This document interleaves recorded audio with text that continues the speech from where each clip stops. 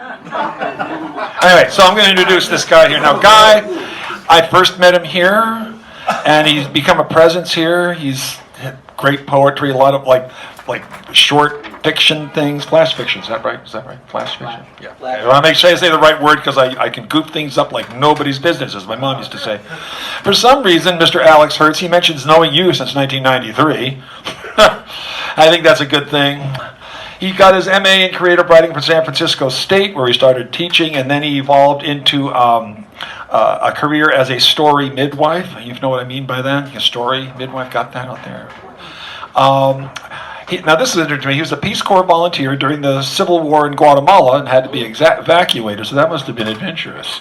I didn't know that. 750 stories and poems published, and so he has 5 books out right now. The one that I am interested in is Edible Grace. Like Edible Grace, lyrical microprose. And he has a book coming out this year from Nomadic Press. Is there a name for that thing? Called Nomadic Nights. Called Nomadic Nights. So he has a book coming out. When he does that, he'll be back here and probably we'll brag on him about that. He's been a featured reader at Voz and Tinta, Get Lit, and then this place called Why There Are Words. I like that. Lit Crawl and Moondrop Productions. He lives out on a houseboat, so he walks the plank daily. And everything in this little thing is true. And you're going to enjoy himself. You are going to enjoy him as much as I have enjoyed him. Then we'll have a good time together. So give it up for him. This is Guy. Give him a Guy Biederman. Come on. Guy Biederman! I like this guy. He's used to that, he says.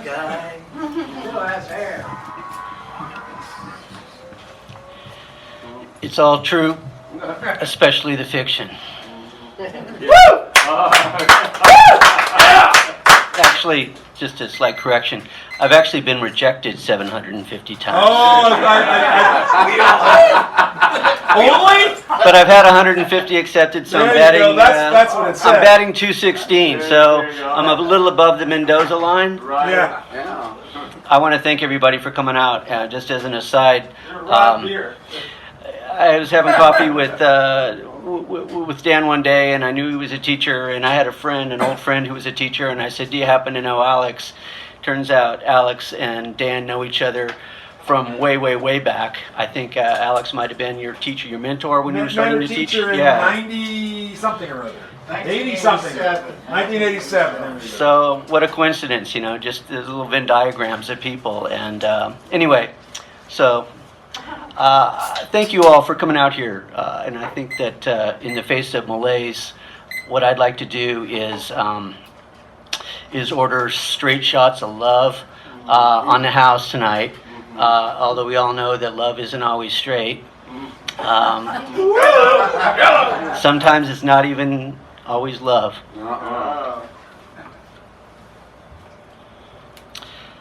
This one's a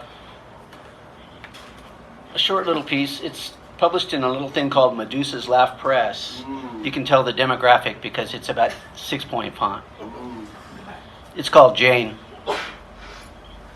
It started with a fake name at Starbucks. Harry, I told the barista. Gary, she asked. No, Harry. I watched her write H-A-I-R-Y on a paper cup with a Sharpie.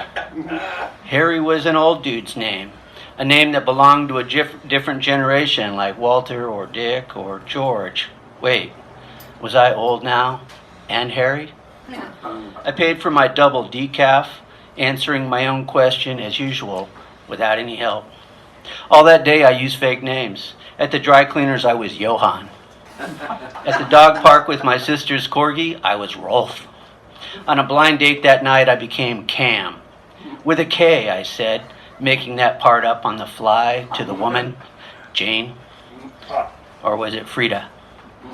Most people stretch the truth about age. For me, it was all in a name. After the second scotch, I fessed up. Jane looked at me kind of funny after that, and I could see in her dark eyes that there was no going back.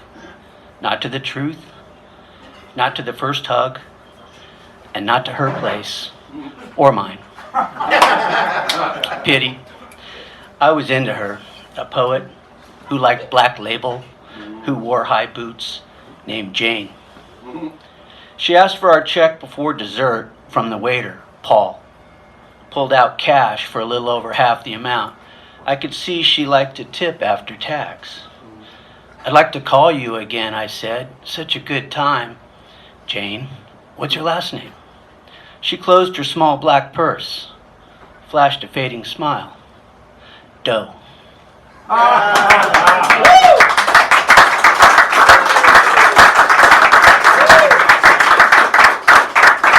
Thank you. Part of my love poems tonight, we talk about this. I think there's a renaissance of open mics going on all over the Bay Area. And I have great respect for people who come and share, people who come and listen, and it's a real family. It's amazing. And so some of the pieces that I want to share tonight have to do with that. This one's called This to a Poem. Speaking truth at the mic with notebook, with guitar, with typed page, with iPhone, with hands shoved in pockets, with 2 a.m. approaching, with knowing anything done after midnight is art.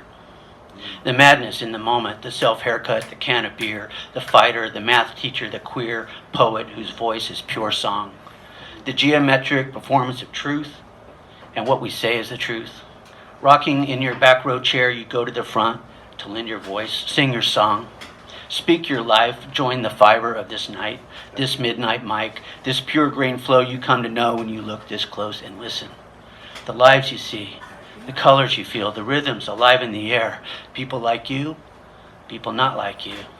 Poets off the street, army of letters, word delivery, bringing it, winging it, singing it behind the mic tonight. Or how we know we're alive.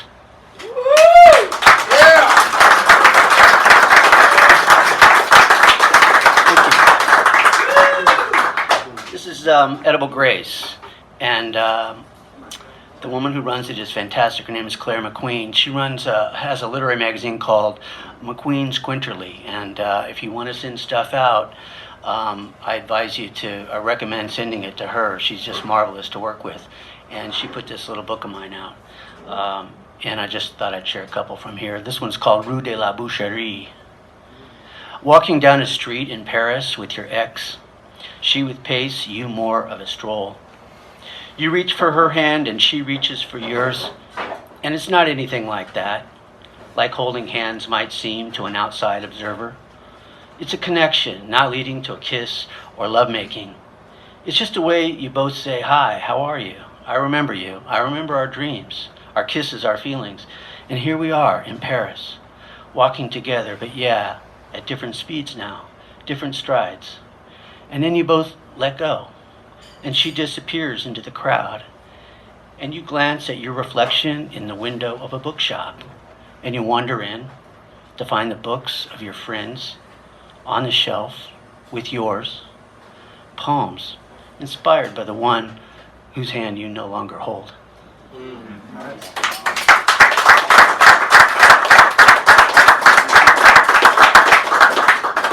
This is a little piece of microfiction called Mr. Shortcut. I call my boyfriend Apostrophe because he's so possessive. He calls me Enigma because I'm not. I'm married, I say. Hire a double, he says, to go through the motions of your life. But emotions are my bread and butter. Why hire a Sherpa to pack your gear up the hill? Dad was Mr. Shortcut, always a quicker route to Uncle Stout's, though he hated iced tea and saying grace before a Sunday lunch of oniony enchiladas beneath an abstract watercolor of the Holy Trinity, painted by Cousin Vince one summer in jail. Be with me, pleads Apostrophe. Stay away, I say, only luring him closer. We're a pair of docks on a shameless sea, a misplaced metaphor, an ill-conceived pun, a comma, coupling two thoughts, trying to be one.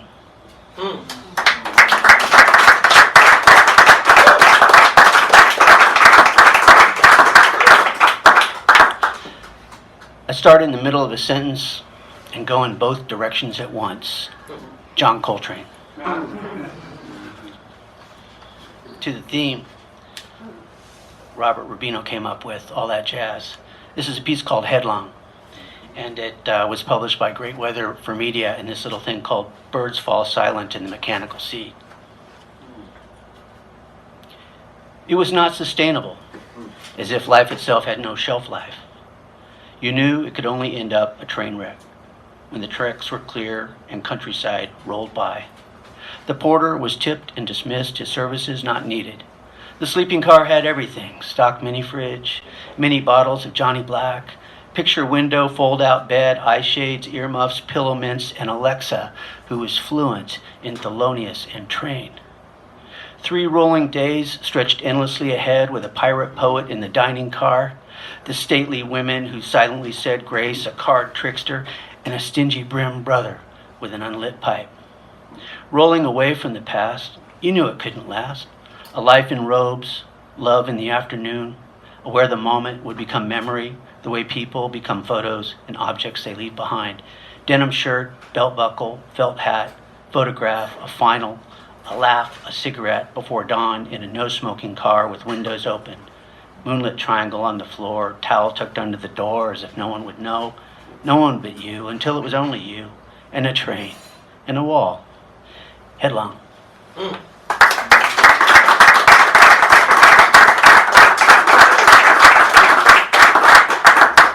a little short story. It's called This Is Not the Story I Intended to Write. Lester curled his lip and tapped the paper with his new number 2 pencil. Had he heard right? The teacher sure didn't look like any teacher he remembered from 30 years ago. This guy needed a haircut and shave. He wore a Levi jacket straight from the job site. Now he wanted the class to just start writing. Writing what? Free write, the esteemed laborer turned professor called it. Free? Nothing free about it. $150 on his credit card, already charged. Lester had checked. He'd thought about bailing before the first class. The Raiders were on TV. His wife Elizabeth had advised otherwise. Free write, how ridiculous. Where was the teaching in that? Lester signed up because he had been told he had good stories to tell and he wanted to learn how to write. There was a time Buck tried to haul the tractor out of the field in his Jimmy after a couple of beers and left his axle in the mud. Or when their black lab scout, who could stuff 3 tennis balls in his mouth, got his head stuck in the box of dog biscuits. But what the hell was this free write business? Lester could scribble at home. He could make up shit on his own. Others in the class had already started. He heard their pencils moving. The gal next to him who worked at C's Candy was practically carving her pencil into the desk as she wrote. The smug kid who dropped out of Brown and parked his rusty 2-wheeler in the classroom tapped away on his silver computer, slim as a cigarette case. Lester hadn't thought of cigarettes in years. Or the girl who sold candy and cigarettes at that club in Virginia, where he'd gone on his first leave in the Navy. That girl had become his first love, though he never said hello. But he'd watched her all night, watched as the officers with money bought stuff from her they didn't need, just for the chance to see her smile. Lester decided that one day he would have the money to do the same. Money and the means to stand on his own, not be dependent on anything or anyone. Well, he'd almost made it. He thought of Elizabeth, wife now for 44 years, how she was the best thing that had ever happened to him, and how even now he wouldn't be sitting in this chair remembering or writing without her. And someone called his name. Lester looked up as if from far away. The teacher smiled. The C's Candy gal leaned over the aisle as if to copy his answers. Even the hipster from Brown with that ridiculous neckbeard gazed with interest from across the room with his round intellectual glasses. And when the instructor asked if he would like to share what he had written, Lester cleared his throat. He looked down at his paper now mysteriously filled with words. Well, he answered, this isn't the story I intended to write. I don't even know where it came from. But sure, here goes.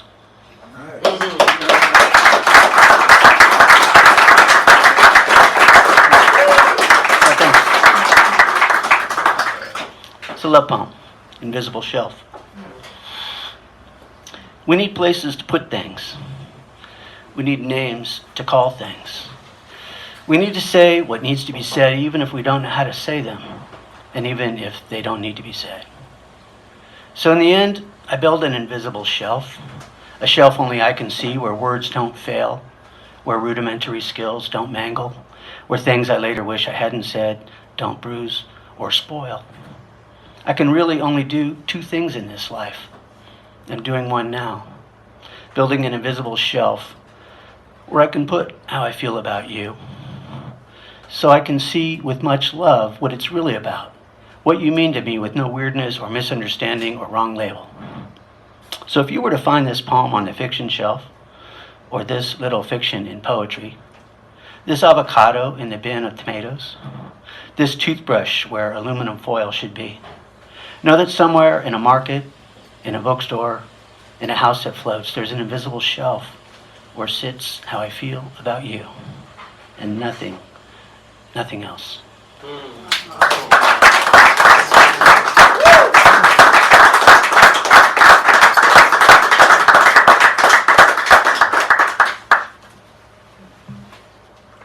I think I'll close with this little piece called Tempur-Pedic. Oh, do I? Yeah. Okay. We'll let Leo. Okay. All right. Just let I'll you- do a couple more. Thanks. All right. There's a couple in here. One's called Lick the World Clean. Waking up, the line of a poem disappears with other dreams and ideas in your head. Go on, the line says. You get up. I'll hang out here for a while. You make coffee, feeling like you left money on the table, feeling like the scotch that seemed so essential last night is this morning's mistake, now being worked off over time. So you use your listening pen, your telescope journal, your chair, and coffee, and the two cats, both now fed, steer you back to that line as they lick the world clean. I love that.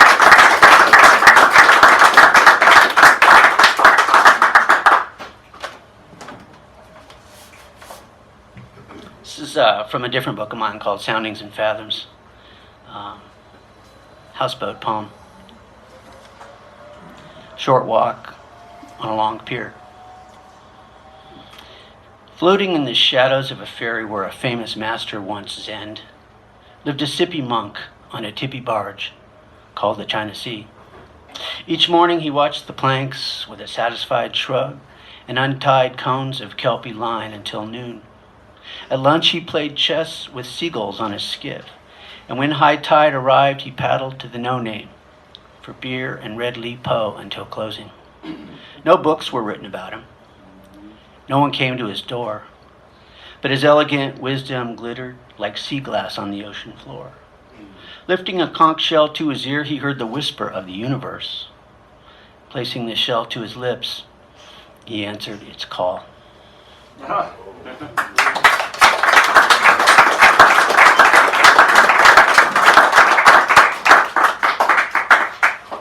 This one's called Dreaming Backwards. I'm editing a friend's 354-page manuscript for the 9th time. I still catch 67 mistakes. I'm reading it backwards to keep from understanding anything besides a typo. Last night I dreamed backwards. You were in bed with someone else, a large and hairy but fit man, a Spanish colonel. But I wasn't jealous or anything. He got out of bed backwards, walked backwards to the bathroom, flushed the toilet, did his business backwards, showered, put on a disheveled suit, and walked backwards out of the bedroom, down the stairs. Pretty impressive. The door slammed, the car backed out of the driveway and drove down the street in reverse. It started getting darker. Your eyes were on me, half hidden by the curtain. I had the feeling we were married or we were gonna be, but I knew someone was coming. The thing that stayed with me was all that hair on his legs. I've never been a hairy guy, but maybe it wasn't too late.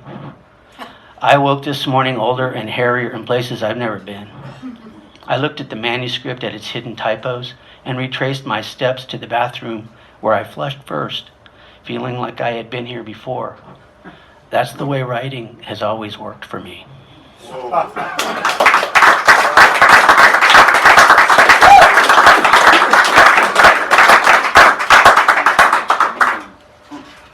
Okay, I think I'll close with a short piece called Ape Man. This one got rejected a bunch of times. Once by this place called Smoke Lawn Quarterly. Literally, I'm 0 for 45 with those assholes, but I keep sending. Call in the morning. But I got you know friends what? that know some friends. But you know what?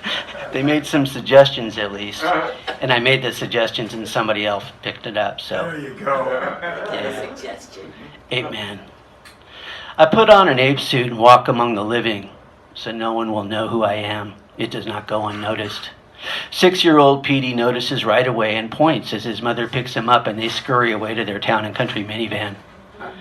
The mailman grins when he hands me my stack of bills along with a flyer for heater duct cleaning in July. Yep. I go about my day. It gets hot wearing that suit. Amazing what one gets used to. I go to a conference of mascots. A giant chicken, a Statue of Liberty, a sumo wrestler, and a slender French fry with a short, fat sausage. I'm thinking she can do better, the fry, but who am I to judge? We talk about our work, cheering teams, working crowds, holding signs for free pizza and carpet cleaning solutions, and how one day, says a Pillsbury Doughboy knockoff, the people won't even notice you. Yeah, they'll just take you for granted, says Sausage, and that's a good thing, says Smokey. And I can see that the room is filled with us, my tribe. I'm literally rising off my feet, walking on air 3 feet off the ground, and the whole room looks at me. The chant begins. Here we go, ape man, here we go. And Rooster belts out a cock-a-doodle-doo. Here we go, ape man, here we go. The chant takes hold, sweeps across the room. French fry bobs wildly. Pillsbury somersaults into Sumo, who rolls him back to Panda, who in his words is so fucking sick of being hugged I could puke bamboo shoots. I'm evolving backwards. I head for the door and they follow. We pour into the street, flood the sidewalks, this band of mascots, misfits, and miscreants. Judge this, we cry with glee, pinching our fur, dancing with enlightenment, or at least with the light bulbs. A set of 6 multicolored who only work Christmas but stay in their unis all year. And I see my future as we walk across the crosswalk, stopping traffic. It is nothing but authentic. A sweet rabbit walks beside me. I hold her foot with my opposable thumb. Lucky.